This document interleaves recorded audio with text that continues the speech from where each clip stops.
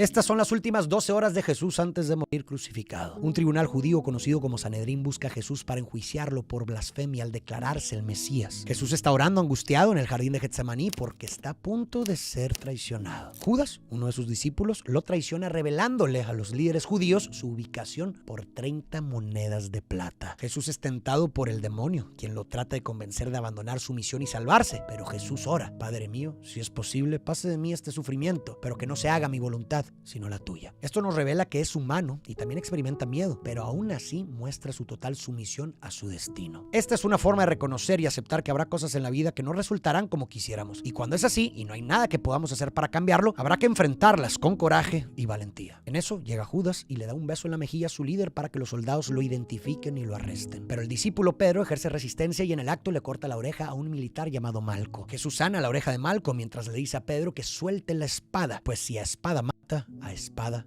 morirá, refiriéndose a que aquellos que infligen dolor en otros tarde o temprano experimentarán el mismo trato que dispensan a los demás. Uno cosechará aquello que siembra. Tras esto, Jesús es encadenado y lo llevan con el Sanedrín mientras se burlan de él y lo golpean. Muchos judíos de aquella época rechazaron a Jesús porque derrumbó el orden social y religioso establecido. Se rodeó de las personas más menospreciadas de la época: mujeres, niños enfermos, viudas, pecadoras. Defendió a las mujeres pecadoras de la lapidación que la ley judía establecía. Obraba los sábados. Le faltó el respeto al templo, diciendo que lo destruiría y lo reconstruiría en 3 días, y también, dado a que los judíos habían sufrido muchas opresiones y estaban bajo dominio del Imperio Romano, esperaban a un Mesías poderoso y conquistador que los libere, y Jesús era un simple hijo de un carpintero. Todas estas cosas, aunado a otras, hace que Jesús sea considerado un blasfemo y un peligro, así que Caifás, uno de los líderes judíos, lo declara culpable. Todos golpean y le escupen a Jesús ante la mirada de Pedro, a quien reconocen como su discípulo, pero este lo niega 3 veces. Por su parte, Judas se arrepiente de haber traicionado a Jesús, así que va con Caifás para pedirle que lo liberen, regresando las 30 monedas de plata que le dieron, pero el sumo sacerdote rechaza sus súplicas. Entonces es atormentado por unos niños que no representan más que la culpa que lo inunda y se termina colgando. Las traiciones de Judas y Pedro suelen indignar mucho. En la superficie revelan una de las cosas que más tememos, la traición de un ser amado, pero en el fondo revelan algo más aterrador: nuestra sombra. Todos tenemos el potencial de ser Judas o Pedro, y mientras no reconozcamos esta posibilidad de nosotros, nunca podremos ejercer un control sobre ella. Entonces llevan a Jesús con Poncio Pilato para buscar que lo condene a muerte, ya que en ese tiempo Jerusalén estaba bajo el dominio del Imperio Romano y Pilato era el jefe encargado de dicha zona. En su gobierno, Pilato se ha dedicado a controlar rebeliones, las cuales el César detesta. Si no condena a Jesús, Caifás empezará una rebelión, pero si lo condena, entonces los cristianos lo harán. De cualquier forma se derramará sangre, y el César ya le advirtió que si vuelve a ocurrir una rebelión, el que morirá será él. Al inicio dice que no encuentra delito alguno en Jesús, pero Caifás y la multitud presionan y amenazan. Ante esto cede un poco y decide darle la elección al pueblo. Todos los años liberan a un criminal, así que les da a elegir entre dejar ir a Barrabás, un desalmado asesino, o a Jesús. Caifás grita que a Barrabás, y toda la muchedumbre lo respalda, y así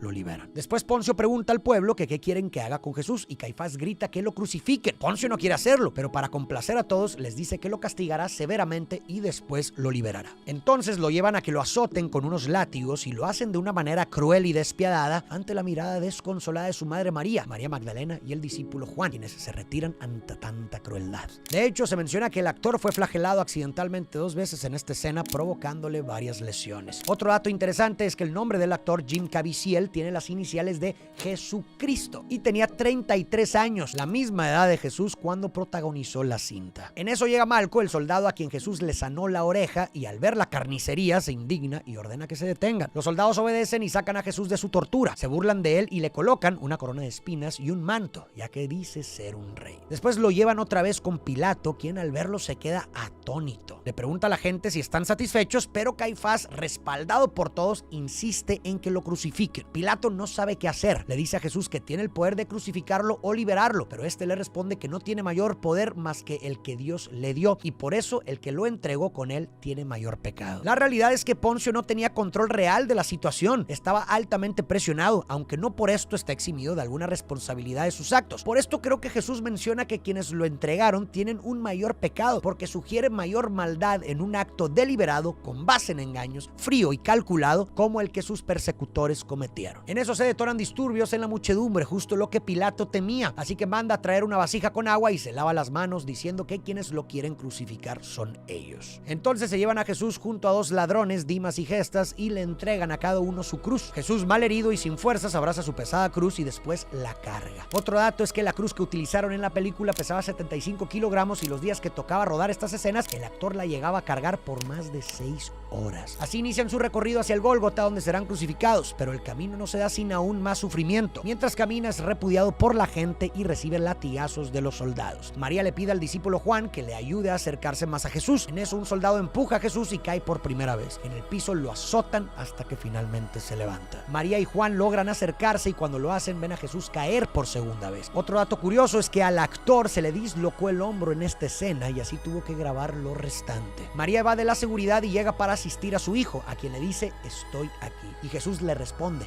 ¿ya ves, madre, cómo hago nuevas todas las cosas? La cruz puede simbolizar la vida misma y el sufrimiento inherente en ella. Traición, abandono, decepción, dolor, muerte. Y quizás esta historia nos sugiera que para alcanzar la gloria divina o la realización personal debemos estar determinados a cargarla y avanzar a pesar de los obstáculos que la vida nos lance. Pues rehusarse a ello solo empeora las cosas. Todo proceso de transformación involucra dentro de nosotros una pequeña muerte, un sacrificio de algo para dar vida a otra cosa nueva y mejor. A veces se dejan ir personas, lugares, ideas o cosas que impiden dicho progreso, pero para progresar, una parte de nosotros debe morir para dar vida a una nueva y mejor versión. Jesús cayó hacia los lugares más oscuros de la experiencia humana: traición, abandono, tortura, muerte, para poder ascender a las alturas de la gloria divina. Y quizás la vida se trate de eso, de una y otra vez, a través del tiempo, morir y descender hasta lugares oscuros y adversos para renacer y ascender como una mejor persona. Jesús se queda sin fuerzas para seguir, así que los soldados le ordenan a un hombre de nombre Simón de Cirene que lo ayude. Al inicio se muestra renuente, pero finalmente acepta. Simón ayuda, pero aún así Jesús cae otra vez. En el suelo Jesús recibe una golpiza por parte de la gente de la multitud y al contemplar dicha escena, Simón de Cirene cambia su actitud y enfadado les grita que se detengan. Al ayudar a Jesús, Simón se transforma a sí mismo. Como seres humanos no somos autosuficientes y a veces necesitamos de los demás. Esto enseña que, así como Jesús, hay gente que necesita ayuda con su cruz y es posible que con nuestro apoyo no solamente logren cargarla y avanzar, sino que también nos transformamos a nosotros mismos, nos hacemos mejores personas y contribuimos a un mundo mejor. Enseguida siguen con el recorrido hasta llegar al Gólgota, donde Jesús es clavado en su cruz, sufriendo inmesurablemente ante los ojos de sus queridos. Después levanta las cruces de Jesús y los otros dos ladrones. La meta de la crucifixión es provocar una muerte lenta y dolorosa, así que sigue a esperar. El ladrón Gestas le grita a Jesús de manera ofensiva que si es el Mesías, que se salve así y a ellos también. Caifás se le acerca y lo reta a bajar de la cruz para probar que es el Mesías. Y Jesús, aún con todo el dolor que le han causado, responde diciendo: Señor, perdónalos porque no saben lo que hacen. El ladrón Dimas escucha y le dice a Caifás: mira, está orando por ti. Después, arrepentido, se dirige a Gestas diciéndole que ellos dos merecen su castigo, pero que Jesús no. Y le pide a Jesús que se acuerde de él cuando entre a su reino. Y Jesús le responde que hoy mismo estará con él en el paraíso. Al escuchar eso, Gestas se ríe y metafóricamente un cuervo le saca sus ojos. Los ladrones nos muestran dos actitudes distintas ante la vida. Gestas no reconoce sus fallas que lo tienen ahí. No es capaz de verse como es y esta inautenticidad lo hace incapaz de ver a los demás como son. Por eso no ve a Jesús como el Mesías. Por su parte, Dimas se mira a sí mismo y asume la responsabilidad de su situación, lo que le permite comprender la realidad de Jesús. Dimas dice: este no ha hecho nada malo. Solo una persona auténtica es capaz de comprender a los demás como realmente son. Dimas también me recuerda a Judas, conocido como el traidor, y quien es visto como uno de los más grandes villanos de la historia porque se considera que lo que hizo fue imperdonable. Pero ¿es posible perdonarlo como a Dimas? Si solo se perdonara lo perdonable, entonces no sirve de nada el perdón, porque lo que realmente carcome por dentro es aquello que no se concibe como posible. Y esto, a la Derrida, es algo que creo que enseña Jesús, que lo único que merece perdón es lo imperdonable. A Jesús lo traicionaron, le infligieron un dolor inmesurable y aún así él respondía pidiéndole a Dios que los perdone. Entonces, así como a todos los demás, seguramente Jesús hubiese perdonado a Judas, pues este no era un demonio, sino un ser humano que se equivocó y buscó remediar sus actos, aunque lamentablemente ya no había manera de volver al pasado. Continuando con la historia, pasa el tiempo y parece que se aproxima una tormenta. Caifás y los demás espectadores se retiran del lugar. María y Juan se acercan y Jesús le dice a su madre: María, ahí tienes a tu hijo, y Juan, ahí tienes a tu madre. Después, en agonía, Jesús grita: Dios mío, ¿por qué me has abandonado? Pero después, mirando al cielo, agrega: todo está cumplido y en tus manos encomiendo mi espíritu. Jesús había terminado con la misión que se le fue encomendada y así finalmente Al instante se desata una especie de tormenta sísmica. Los soldados se disponen a irse, así que Longinos traspasa con una lanza el costado derecho de Jesús para asegurarse de que ha muerto, y al hacerlo cae sangre y agua en su rostro y se convierte y se hinca. El templo de los judíos se destruye y Caifás se lamenta por el grave error que cometió. Los soldados, confundidos y asustados, huyen. Satanás hace un grito de ira en el infierno y posteriormente el cielo se tranquiliza. Bajan el cuerpo de Jesús y María lo sostiene mientras nos mira fijamente con un rostro desconsolado de una madre que ha perdido a su hijo. 3 días después Jesús resucita y se levanta de su tumba. El mandato más importante de Jesús es uno de amor. Amarás a tu prójimo como a ti mismo. Jesús se rodeó de los excluidos y los marginados, los más menospreciados, y parece que lo hemos olvidado. Despreciamos a cualquiera que no piense ni se parezca a uno. Por eso creo que esta es la exigencia más fundamental, porque no hay nada más opuesto a nuestra naturaleza que amar al prójimo, no al que me convenga, sino a el que sea. Perdonar a quien me traiciona como Judas, a quien me persigue injustamente como Caifás, porque yo habría de hacerlo por la supervivencia de nuestra humanidad. Al hacerlo nos desprendemos de los impulsos e instintos y nos diferenciamos de las bestias. Hacerlo nos hace alcanzar quizás nuestra mayor potencialidad como seres humanos. Nuestro fundamento más íntimo descansa en la necesidad que tenemos unos de otros. Soy humano y nada humano me es ajeno. Y esto nos lo enseña la historia de Jesús.